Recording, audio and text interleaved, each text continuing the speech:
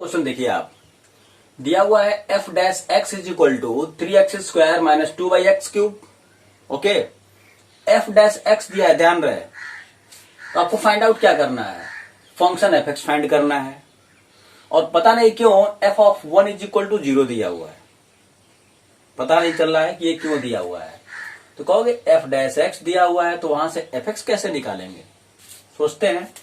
तो ये सीधे सीधे आपका होगा जो आपको बताया गया है इंटीग्रेशन के बारे में, पहला चीज कि integration is the inverse process of differentiation, उसी से हो जाएगा सीधे सीधे। कैसे, एक काम करो आप जानते हो कि अगर आपसे हम कहें D by d x of, मान लीजिए आपने किया अगर किसी फंक्शन जी एक्स का डिफरेंशिएशन, आपने किसी फंक्शन जी एक्स का डिफरेंशिएशन किया, मान लीजिए क्या आया, सपोज एच एक्स आया, ठीक है। तो अगर आपसे हम कहें कि एच एक्स का इंटीग्रेशन क्या होगा, क्या होगा एच एक्स का इंटीग्रेशन, तो आप क्या कहोगे, जी एक्स होगा, है ना। प्लस ये आप बाद में लगा लेते हो, यही कहोगे ना। फॉर एग्जाम्पल हम जानते हैं ना D by d x of sine x क्या आता है, कॉस एक्स आता है। इसीलिए ना आप बोलते हो कॉस एक्स का इंटीग्रेशन क्या होगा फिर, तो साइन एक्स होगा, इसीलिए तो बोलते हो। प्लस सी आप बाद में लगा लेते हो, एक तभी ना बोलते हो। तो वही बात यहां पर चल रही है। एच एफ डैश एक्स बराबर जो भी दिया गया है 3x² माइनस 2x³। मतलब क्या, मतलब कि d by d x of F x ये दिया हुआ है 3x² minus 2x³। d by d x of F x दिया गया है ये। तो ये बताइए d by d x of sine x बराबर कॉस एक्स। तो साइन एक्स कैसे मिला है, कॉस एक्स को जब इंटीग्रेट कर देंगे तो फिर साइन एक्स मिल जाएगा, और फिर साइन को डिफरेंशिएट कर देंगे तो कॉस एक्स मिल जाएगा, कॉस को इंटीग्रेट कर देंगे तो साइन मिल जाएगा। एफ एक्स को डिफरेंशिएट किया तो ये मिला है, तो इसका मतलब इसको इंटीग्रेट कर देंगे तो एफ एक्स मिल जाएगा। बात समझ में आ रही है, okay. This implies f x is equal to, सीधे सीधे आप बोलिए इंटीग्रेशन ऑफ ये वाला, that is 3x² minus 2x³ का इंटीग्रेशन। अब उसको इंटीग्रेट करना है आपको, तो इंटीग्रेट करने के लिए क्या देख रहे हैं आप कि जो यहां पर जो इंटीग्रल ऑपरेटर है वो डिस्ट्रीब्यूटिव होता है ओवर एडिशन एंड सब्ट्रैक्शन केवल। तो ये हो जाएगा आपका 3 times x² dx minus 2 times 1/x³, x³ को बोल देंगे -3 dx। 2 और 3 एज ए कॉन्स्टेंट है, उसको बाहर भी निकाल लिया एक ही साथ। अब ये हो जाएगा 3 इंटू x² का इंटीग्रेशन, तो x³ by 3 minus 2 into x के पावर -3 का, तो लिखोगे आप x के power -3 plus 1/-3 plus 1 plus c लगा लो, ये 3 कैंसिल हो गया। x³ यहां -3 प्लस 1 कितना होगा, -3 प्लस 1 -2, 2 से 2 कैंसिल हुआ और माइनस माइनस प्लस कर दिया, प्लस x के पावर -2 प्लस c, ये एफ एक्स आपको मिला। दैट इज एक तरह से कहिए तो एफ एक्स क्या हो गया, x³ plus 1/x² plus c, ये आपका एफ एक्स मिला। लेकिन ये एफ एक्स थोड़े ना मिला, ये तो एक तरह का एक परिवार मिला एफ एक्स का, बट हमको एक पर्टिकुलर फंक्शन एफ एक्स चाहिए। तो इसीलिए एफ ऑफ 1 बराबर 0 दिया हुआ है, ताकि ये जो आर्बिट्री कांस्टेंट है इसकी वैल्यू कुछ भी हो सकती है। तो एक्चुअली में उस फंक्शन के लिए इस c की वैल्यू क्या है, तो अब आप क्या कहेंगे, यहां पर इसको इक्वेशन नंबर 1 बोल दीजिए। एज एफ ऑफ 1 बराबर 0, this implies, equation 1 implies F of 1 x के स्थान पर 1 पुट कर रहे हैं, plus 1/1² plus c, F of 1 दिया हुआ है 0, 1³ 1, 1/1 1 प्लस c कितना आया -2। इसलिए एफ एक्स बराबर क्या हो गया, तो 1 में पुट कर दीजिए, x³ plus 1/x² minus 2, answer.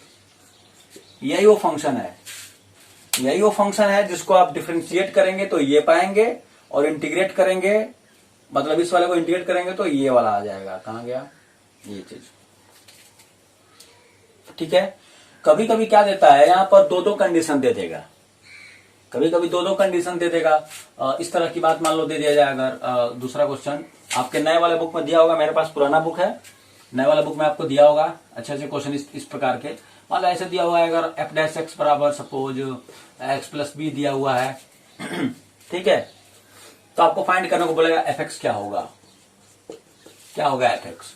तो कंडीशन देना पड़ेगा उसे, कंडीशन देना पड़ेगा, जैसे कि यहां पर एफ ऑफ समथिंग बराबर 0, जैसे एफ ऑफ 1 बराबर 2, ऐसा कुछ देना पड़ेगा। तो हम ये जानना चाहते हैं कि यहां पर कितना कंडीशन देना पड़ेगा। तो देखिए यहां पर एक ही कंडीशन दिया हुआ था। क्यों दिया हुआ था? वो इसलिए दिया हुआ था क्योंकि आप इसमें देखिए 3 कांस्टेंट, पर्टिकुलर कांस्टेंट, 2 कांस्टेंट, इसको जब हम इंटीग्रेट करेंगे तभी हमको एफ एक्स मिलेगा, ये तो हम समझ चुके हैं।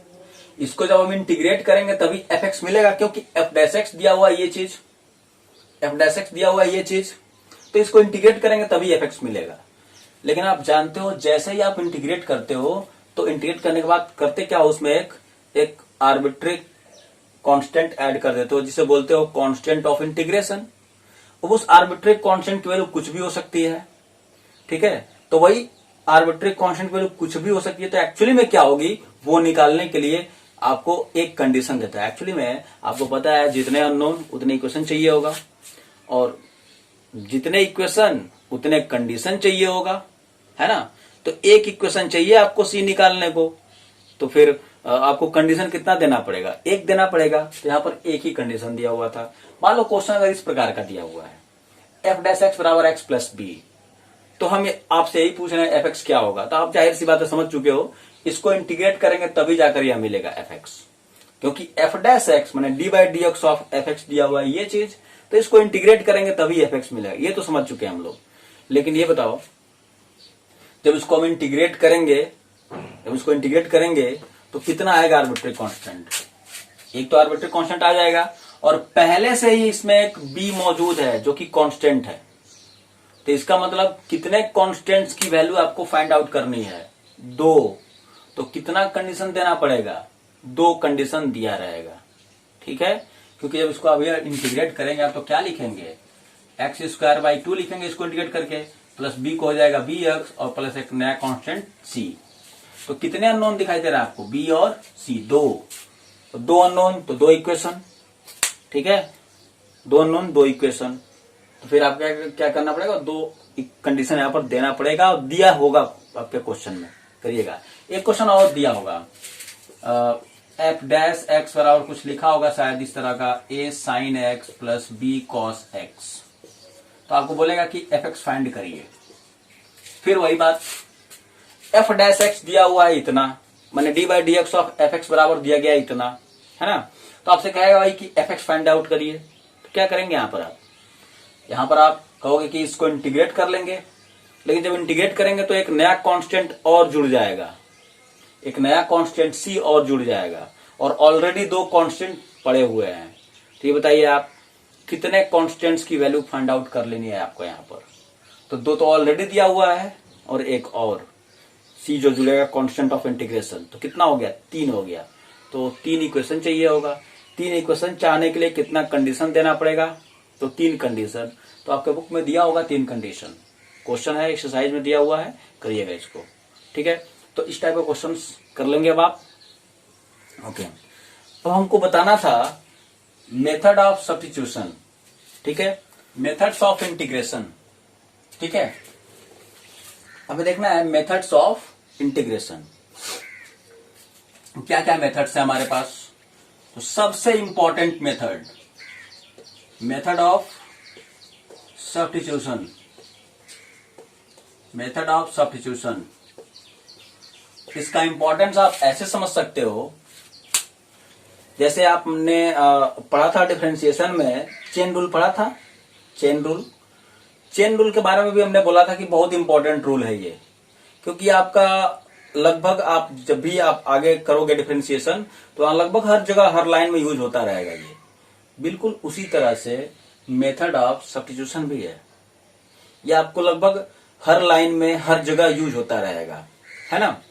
मेथड ऑफ सब्स्टिट्यूशन बहुत इंपॉर्टेंट है, इसको समझना है, इसको समझेंगे। दूसरा है इंटीग्रेशन बाय पार्ट्स, इंटीग्रेशन करना बाय पार्ट्स की सहायता से, पार्ट्स की सहायता से इंटीग्रेट करना। बेसिकली ये क्या है, जब दो फंक्शन क्या लिखे हों, एज ए प्रोडक्ट लिखे हुए हों, तो उनको हम लोग कैसे करेंगे इंटीग्रेट। हालांकि हम लोग नहीं जानते हैं ना integration of F X into G X बराबर integration of F X into integration of G X, ऐसा नहीं जानते हैं ना। तो उसी के लिए कि अगर मान लीजिए दो फंक्शन एज ए प्रोडक्ट लिखा ही हुआ हो तो उसको कैसे करोगे इंटीग्रेट, तो वही उसके लिए ये बना हुआ है। तीसरा है आपका रेशनल फंक्शंस रहेंगे, इंटीग्रेशन ऑफ रेशनल फंक्शंस,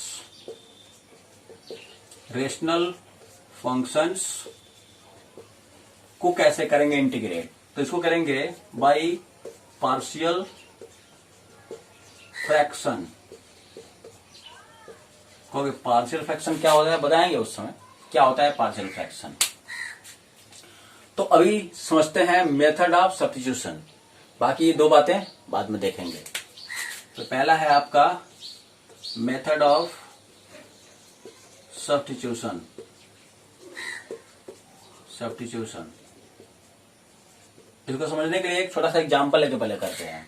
तो मान लीजिए आपसे हम कहें इंटीग्रेट करिए आप cos of 2x minus 3 dx, इसको आप इंटीग्रेट करिए।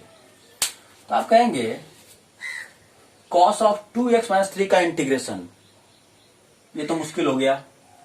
हम लोग 13 फॉर्मूला जाने हुए हैं, 13 फॉर्मूला जानते हैं। तो उन 13 फॉर्मूलों में इस तरह की बात लिखी गई थी, इंटीग्रेशन ऑफ cos तो लिखा गया था, लेकिन cos ऑफ x dx होगा तो लिखेंगे आप sin x, ठीक। और अगर मान लीजिए cos ऑफ t dt होगा तो इसको लिखेंगे आप sin t प्लस। मतलब क्या है यहां पर एग्जैक्टली हूबहू यहां x होना चाहिए, यहां पे t होना चाहिए, लेकिन यहां पर क्या लिखा हुआ है, न तो x लिखा हुआ है न तो t लिखा हुआ है। क्या लिखा है 2x माइनस 3 ये लिखा हुआ है। तो फिर क्या करेंगे आप यहां पर, इसको आप t मान लीजिए, let 2x minus 3 to be t, इसको t मान लिया आपने, ठीक है। हल्का फुल्का इसमें झलक आपको दिखाई दे रही है चेन रूल वाली, हमारे बोलने से आपको ऐसा प्रतीत हो रहा होगा कि यहां तो x होना चाहिए था, t होना चाहिए था, t ना होकर ये है तो वो ये मान लो, t मान लो, ऐसा कुछ उस तरह की झलक दिखाई दे रही है। लेकिन नहीं, बिल्कुल ऐसा नहीं है, बट बात लगभग कुछ ऐसा है, लेकिन काम उसका ठीक उल्टा है, इस बात को ध्यान रखिएगा। तो क्या है, उसको आपने t मान लिया तो हो जाएगा आपका cos t dx हो जाएगा, है ना।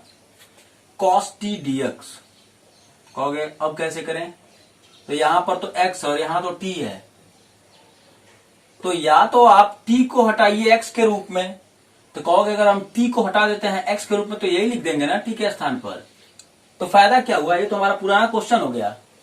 तो पुराना क्वेश्चन हो गया तो मतलब किसको हटाना पड़ेगा, हमने इसीलिए तो इसको t माना था ताकि हम इस रूपरेखा में इसको लिख सकें, ताकि इसको इंटीग्रेट कर सकें। क्योंकि आपको बोला गया है कि आप किसी भी फंक्शन को इंटीग्रेट करने के लिए आपको क्या करना है, ऐसा कुछ काम करना है ताकि वह स्टैंडर्ड फॉर्म में पहुंच जाए, स्टैंडर्ड फॉर्मूलों के रूप में परिवर्तित हो जाए, कैसे भी करके ऐसा आपको कुछ करना है। तो हमने ये किया, तो इसको तो हटाएंगे नहीं, ऑब्वियसली पुराना वेरिएबल जो x है उसको हटाने का प्रयास करेंगे। कहोगे ऐसा भी तो हो सकता है सर, cos t dx लिखा हुआ है, तो चूंकि हमें यहां बोला जा रहा है कि इसको इंटीग्रेट करिए किसके रेस्पेक्ट में, x के रेस्पेक्ट में, तो इसका मतलब वेरिएबल कौन हो गया, x हो गया। तो t को क्या ट्रीट करेंगे हम, एज ए कांस्टेंट ट्रीट करेंगे, तो इसको हम बोल देंगे cos t को बाहर निकाल लेंगे और इंटीग्रेशन ऑफ 1 dx, अब तो सीधे हो गया ये cos t into X plus C. नहीं, ऐसा नहीं होगा।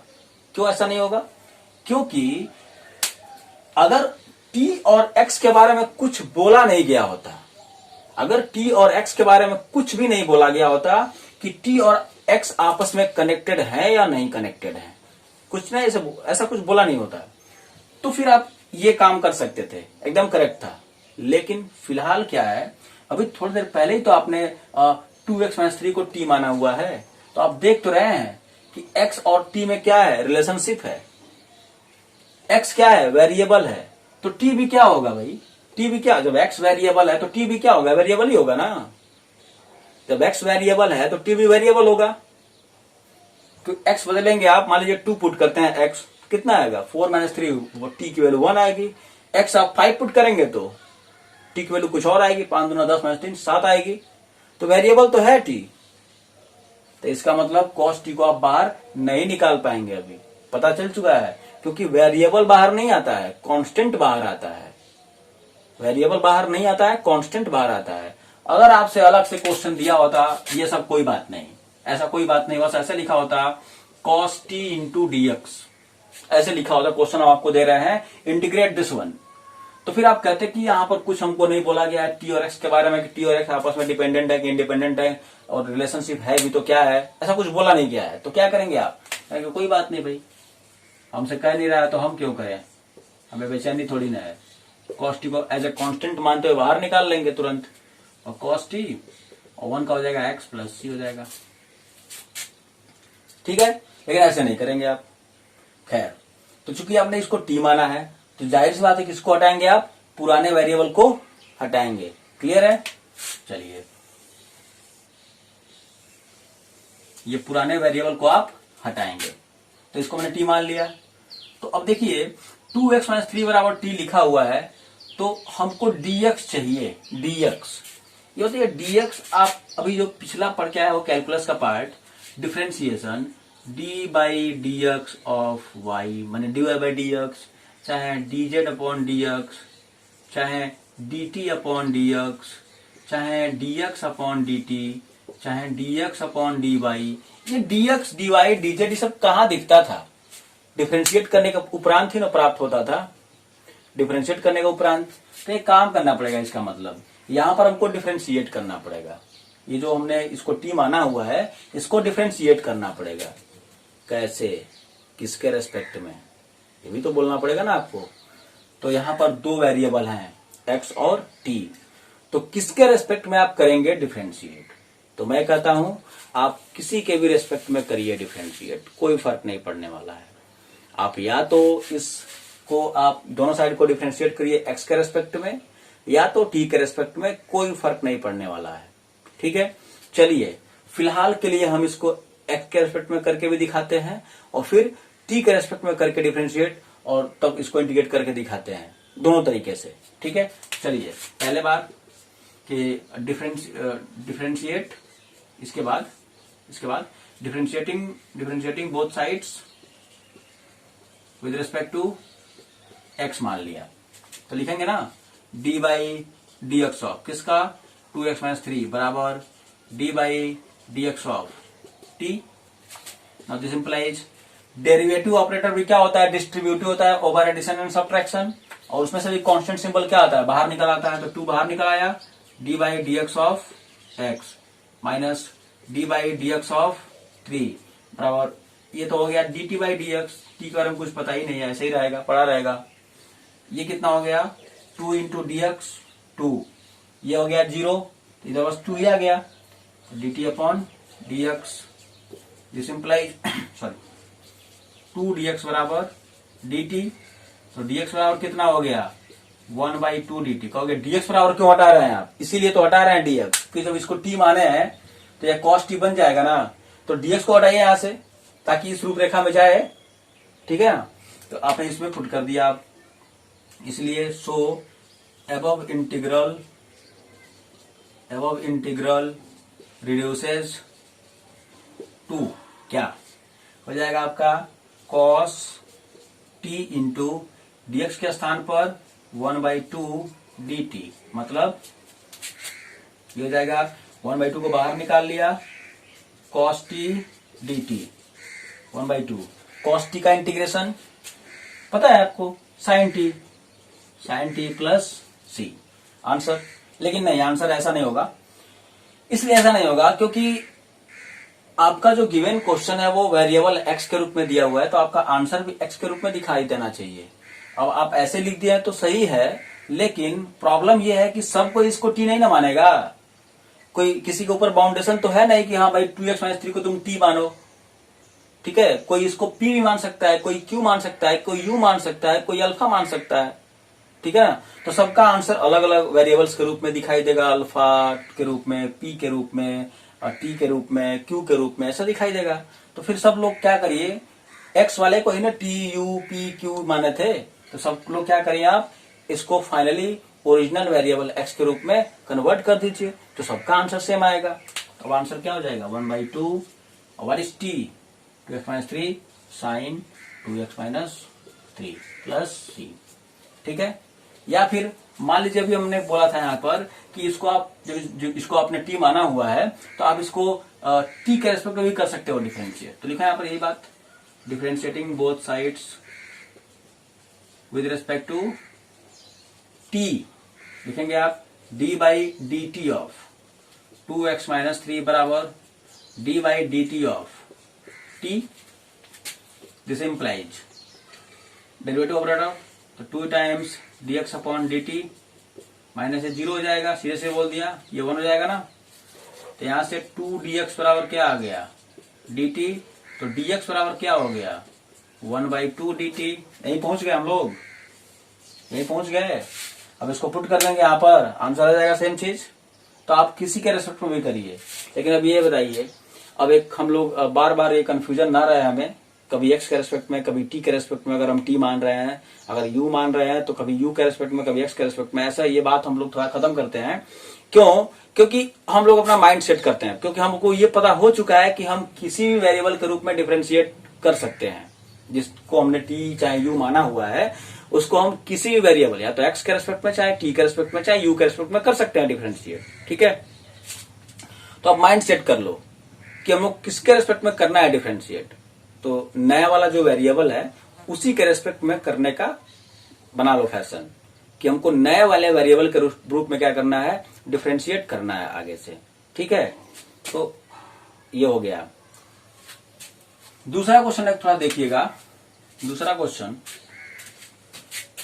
अगर आपसे कहें, अगर आपसे हम कहते हैं कि मान लीजिए एक कोई अननोन फंक्शन fx है, ठीक है। इस अननोन फंक्शन fx का इंटीग्रेशन है, सपोज करने पर इंटीग्रेशन क्या आया हुआ है, फाई ऑफ x आ रहा है, सपोज फाई x आ रहा है। इसे आप पता है ना आपको, अगर ये fx मान लीजिए cos होता तो cos का इंटीग्रेशन साइन, अगर fx मान लीजिए साइन होता तो साइन का इंटीग्रेशन माइनस cos, ठीक है। ये fx अगर मान लीजिए 1/x होता तो इसका इंटीग्रेशन log x, है ना। तो वही हम बात बोल रहे हैं कि एक जनरल बात कर लेते हैं कि मान लेते हैं कि कोई फंक्शन fx है यहां पर दिया हुआ, उसका आपको इंटीग्रेशन पता है, कितना आएगा, फाई x आएगा। तो हम कह रहे हैं then find integration of f of ax plus b। तो वही वाला जो फंक्शन fx है, उसमें अगर हम x को रिप्लेस कर दें ax प्लस b से, तो उसका इंटीग्रेशन क्या आएगा, है ना। तो जानने का प्रयास करते हैं। तो एक काम करो, हमें करना है integrate f of ax plus b को, और हमको ये फॉर्मूला पता है। एक तरह से देखा जाए तो जैसे यहाँ पर cos x का इंटीग्रेशन ये होता है, ये फॉर्मूला आपको पता था, वैसे ही आपको ये फॉर्मूला पता है इस क्वेश्चन के अकॉर्डिंग। इस क्वेश्चन में एक्चुअली क्वेश्चन ये थियरम है, ठीक है। तो ये पता है आपको, ये पता है, इसकी आपको पता करना है कि क्या होगा इसका इंटीग्रेशन। तो एक काम कर लो, कहोगे अगर यहाँ पर ax प्लस बी नहीं ना लिखकर खाली x लिखा होता तो सीधे इसका आंसर क्या लिख दिए होते हम लोग, फाई x लिख दिए होते ना, लेकिन नहीं, ax प्लस बी लिखा हुआ है। एक काम करो, let ax plus b to be t, मान लिया। जैसे इसको आपने t माना, हमने क्या बोला अभी आपको, किसके रेस्पेक्ट में करिए डिफरेंशिएट, t के रेस्पेक्ट में। तो हम ये सारी बातें लिखेंगे नहीं अब कि ये differentiating both side with respect to t, फिर d/dt ऑफ da माइनस, ये पूरा आपको बस समझाने के लिए मैंने इतना दिखा कर किया हुआ है पूरा, कि किस प्रकार से हो रहा है डिफरेंशिएशन, कैसे हो रहा है। कोई नया चीज आप नहीं देख रहे हो यहाँ पर, ठीक है ना। आपके बुक में सीधे सीधे लिख दिया होगा dx a इंटू dx बराबर dt हो गया होगा सीधे सीधे। हम भी ऐसे ही लिखेंगे आगे चलकर, पर फिलहाल के लिए कुछ देर के लिए समझा देते हैं। t के रेस्पेक्ट में कर रहे हैं डिफरेंशिएट, तो a कांस्टेंट है, बाहर आ जाएगा, x का डिफरेंशिएशन t के रेस्पेक्ट में क्या आ जाएगा, dx upon dt plus b का हो जाएगा 0 और t का डिफरेंशिएशन t के रेस्पेक्ट में क्या आएगा 1। दिस इंप्लाइज a dx बराबर dt। तो अब आगे से क्या करिएगा आप, अब इसको ये वाला स्टेप हम गायब कर देंगे, आगे से ये गायब कर देंगे, सीधे कहेंगे हम इसको करना चाहते हैं t के रेस्पेक्ट में डिफरेंशिएट, तो a इंटू एक्स का हो जाएगा dx, x का हो जाएगा dx। अगर यहां लिखा होता है एक्स स्क्वायर तब, अगर यहां लिखा होता है एक्स स्क्वायर तब, तो एक्स स्क्वायर का क्या होगा 2x into D x upon D T, 2x into D x upon D T और t का हो गया 1, तो ये आपका सीधा क्या हो जाता है 2x dx बराबर dt। तो मतलब क्या कहेंगे आप, अगर यहां लिखा होता है ax स्क्वायर प्लस b बराबर t, तो क्या कहेंगे आप a इंटू 2x dx बराबर dt। ऐसे लिखिए सीधे सीधे, ये इस बीच वाला स्टेप गैप कर दीजिए। तो a dx बराबर dt, तो dx कितना हो गया, तो 1 बाई a dt पुट करिए इसमें। सो above integral reduces f of t into 1 by a dt, 1 by a को बाहर निकाल दिया, एफ टी डी टी, ये हो जाएगा 1 बाई ए। एफ टी का इंटीग्रेशन, अगर एफ एक्स का इंटीग्रेशन फाई एक्स है तो एफ जेड का क्या होगा, फाई जेड होगा। एफ टी का क्या होगा फिर, फाई ऑफ टी होगा, प्लस सी लगा लीजिए। यानी कितना आंसर हो गया 1 upon a phi A x plus B, क्योंकि टी को हमने पुट कर दिया। That is integration of F of a x plus b d x क्या आया, तो वो आया 1 upon a phi of a x plus b plus c. Very very important result. आपने जो वो 13 फॉर्मूला पढ़ा हुआ है, उन 13 फॉर्मूलों के लिए मॉडिफाइड फॉर्मूला निकल के आ गया। क्या मतलब, अगर हम आपसे कहेंगे यहां पर sine of a x plus b d x, तो क्या हो जाएगा सीधे सीधे वो minus cos a x plus b upon क्या लिखेंगे, कोफिशियंट ऑफ एक्स से डिवाइड हो जाएगा। देख रहे हो ना, इसको हमने किया, एक बार किया, और इसको एज ए रिजल्ट हम ऐसे याद कर रहे हैं, जो कोफिशियंट ऑफ एक्स है उससे डिवाइड हो जा रहा है, कोफिशियंट ऑफ एक्स से। लेकिन ध्यान रहे यहां पर लीनियर ही होना चाहिए, ये नहीं कि अगर यहां लिखा हुआ हो 2x square plus 5x minus 3 लिखा हो, F of 2x square plus 5x minus 3, तो कहोगे हमेशा तो किससे डिवाइड होता है, कोफिशियंट ऑफ एक्स से। तो कोफिशियंट ऑफ एक्स यहां पर 5 है तो 5 से डिवाइड हो जाएगा, नहीं, उसको आप नहीं कर पाएंगे इस तरह से। तो ये कब के लिए केवल है, केवल और केवल लीनियर के लिए। अगर x जो भी आपका स्टैंडर्ड फंक्शन है, उस फंक्शन में x को रिप्लेस किया गया है किसी लीनियर ax प्लस बी से, तब के लिए ये रिजल्ट है। ठीक है, जैसे मान लीजिए अगर आपसे हम पूछें कि 1 अपॉन 2 माइनस 3x का क्या होगा इंटीग्रेशन, तो कहोगे यहां पर ये ना लिखकर x लिखा होता तो यह किस रूपरेखा में पहुंच गया होता, 1 अपॉन एक्स, और 1 अपॉन एक्स का क्या होता है integration, log mod x, log mod x. तो x तो लिखा नहीं हुआ है, तो जो लिखा है वो लिख दो, लेकिन कर क्या देना पड़ेगा तुम्हें कोफिशियंट ऑफ x से डिवाइड करना पड़ेगा। क्या है coefficient of x, -3 upon -3 plus C. समझे, अगर यहां देखो कॉस वाले में देख लो, उसमें भी यही बात हुआ है पूरा। इसको अगर इस तरीके से सॉल्व करे हो तो तुम्हारा रिजल्ट वही आया है जो हम इससे यूज करके लिख रहे हैं। क्या, cos 2x माइनस 3, कहोगे ये ना लिखकर अगर t लिखा होता चाहे x लिखा होता तो cos x का इंटीग्रेशन sin x हो गया होता, लेकिन हम नहीं लिखा हुआ है ना x, तो कोई बात नहीं, क्या हो जाएगा sin 2x माइनस 3, बट किससे डिवाइड करेंगे आप, coefficient of x that is 2 से, प्लस c लगा लीजिए। अगर आपसे हम पूछें इंटीग्रेशन ऑफ sin 4x क्या होगा, sin 4x, तो क्या कहेंगे आप, कहेंगे 4x ना लिखकर क्या लिखा होता, 4x ना लिखकर खाली लिखा होता x लिखा होता, तो sin x का difference integration minus cos x आया होता। तो x तो लिखा नहीं हुआ है, लिखा हुआ है 4x, तो 4x लिखो, लेकिन किससे डिवाइड करना पड़ेगा, कोफिशियंट ऑफ x क्या है 4 प्लस c। अगर आपसे हम कहें इंटीग्रेशन ऑफ 2x प्लस 3 का पावर 5, इसको करना हो इंटीग्रेट, तो क्या कहोगे?